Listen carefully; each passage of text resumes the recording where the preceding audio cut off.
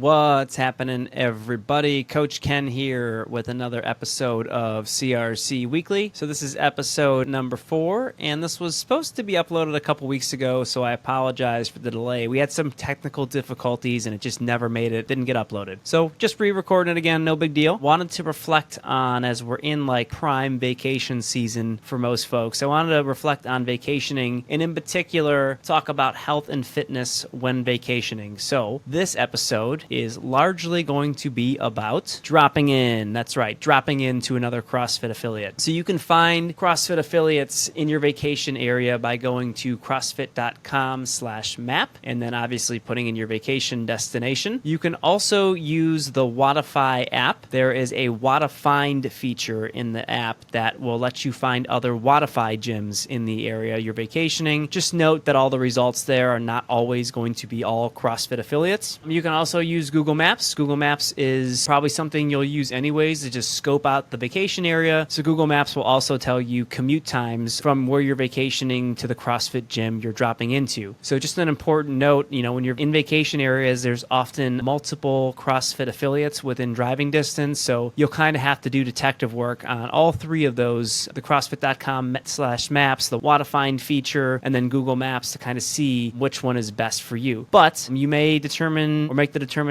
just one gym physically looks better and or is cheaper or is closer. So you kind of got to do your own detective work to see which one's going to be best for you. Let's talk generalities. The drop-in fee at each affiliate is set by that individual affiliate, as in CrossFit does not say that there is a specific drop-in fee that we have to imply. Oftentimes the drop-in fee is $25 per class. Sometimes they offer a weekly pass for around $75, and the idea there is you're paying for 3 classes, but you can attend a week's worth if you're able. I've also run into some scenarios where you'll do the week pass for $75, and then for the extra $5 or $10, so say you're paying $85 out the door, you're getting the week pass and you get a t-shirt on top of it. So the t-shirts tend to run about $25, so that's a pretty good deal. And I realize as I'm talking monies that can be pretty expensive. You're just talking $85 for a week's worth of CrossFit. You're paying your existing CRC membership too, and that's a lot of money for some folks. But as someone that is a CrossFit L2 and I know that this product being CrossFit works, it's well worth it to me to spend that money to give back to other affiliates that are offering the same product that we offer. To me, it's money well spent too, because I get to see how other gyms do things and I get to learn from them for better or for worse and bring it back to CRC to improve the product that we offer. And so one of the other recommendations I'll tell you is you should contact that gym ahead of time. I found the best way over the years is to use Instagram Messenger to contact them. Sometimes you'll go to the website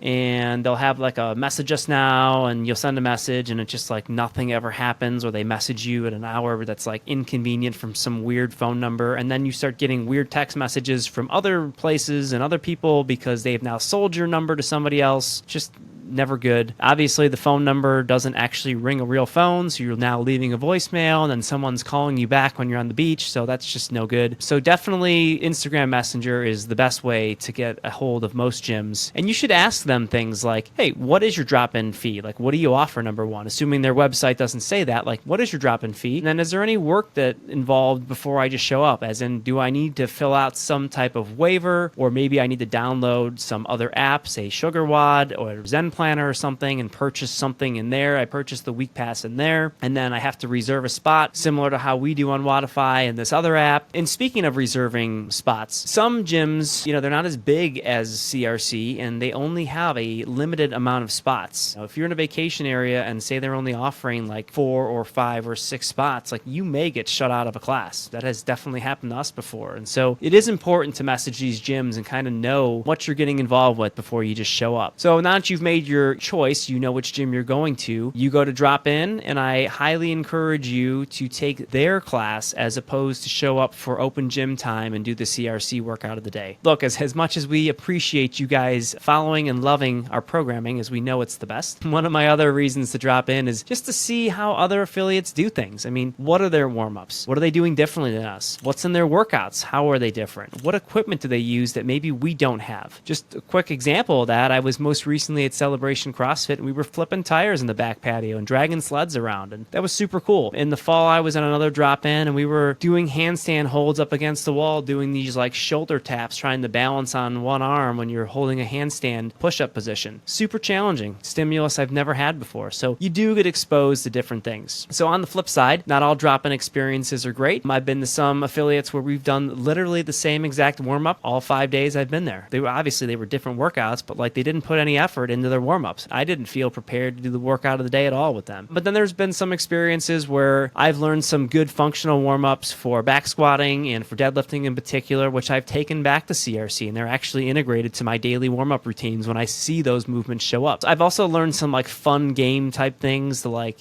make the environment be fun and like do some silly things, but I'm just not brave enough to pull those out of my pocket yet. Maybe someday I will, but you get to see different things like that and learn what works and what doesn't work. I think a lot of people tend to think that vacationing should include time off from stressful things like CrossFit and working out. And I'd argue that vacation should include fitness, but just fitness with way less intensity. And oftentimes, to me, maybe that means you're not going to push as hard. You're going to hang on to that like zone 3 type effort as opposed to going zone 5, like pushing the red zone, right? But you're also maybe thinking about scaling the workout back. Maybe, you're doing less volume of a movement than you normally would. Maybe you're doing, a simpler gymnastic and or more specifically dialing the weight back on a barbell. You're just not going as heavy. And so you should do some type of fitness, just an easier form, a form that's just going to be more vacation friendly. I do recommend dropping in the AM hours. Ideally, that 8 a.m. slot is like the perfect time to drop in because the later you wait in the day, obviously the hotter it gets, the more hot and humid it gets. But also the later in the day it gets, like you're on vacation. You're going to be at the beach or the pool or like getting ready for dinner. Like you want to enjoy that vacation time as opposed to planning your vacation around like, okay, I got to hit the gym at like 12 or 2 or whatever. You should go in the morning. And I know for some people, they're not morning people, and getting up at 7 a.m. to be to the gym by 8 can be like tough thing to do. You do want to sleep in on vacation. I hear you. But I also think that helps regulate how wild you can get on vacation. And by that, I mean the night before, maybe we're not drinking as much as we normally would, and we're eating just a little bit better. We're not eating the whole pizza. Maybe we're having a couple slices knowing that tomorrow we're going to be running and it's going to be like 90 degrees at like 8 a.m. And so I also think that like doing that 8 a.m. class is, regulating how wild you get on vacation makes it easier to transition back into the CRC workout of the days. Just touching on that for a moment, when I was on vacation, I don't tend to get too wild on my vacations of years past, but this one I tended to get a little bit more wild, and I was drinking all the rum drinks and eating awfully, eating all the weird stuff you get on a cruise, taking advantage of that unlimited soft serve ice cream. And,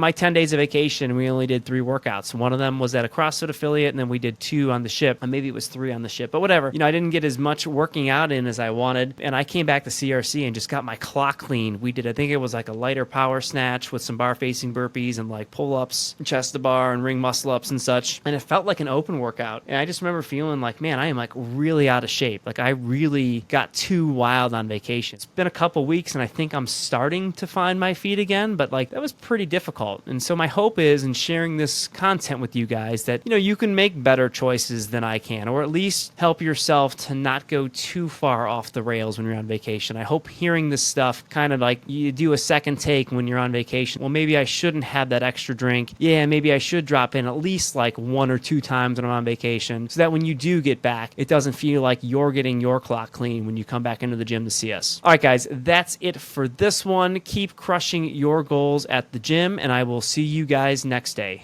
Late.